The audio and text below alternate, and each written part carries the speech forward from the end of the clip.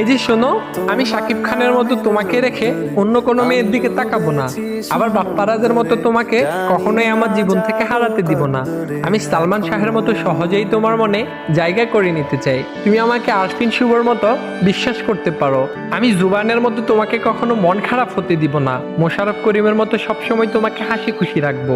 তোমার মিশা সওদাগরের মতো অনেক বেশি রাগ হলে তুমি কাজী মারুফের মতো আমায় গালি দিও। আবার রুবেলের ক্যারাটির মতো চাইলে আমাকে মায়েরও দিও। রিয়াজের মতো তুমি সবকিছু এলোমেলো করে দিও।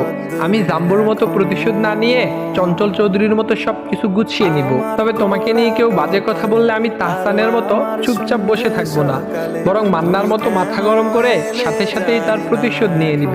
আমি হয়তো মুশফিকুর ফারহানের মতো গুছিয়ে কথা বলতে পারি না, তবে আমি অপূর্বর মতো গুছিয়ে তোমাকে ভালোবাসবো।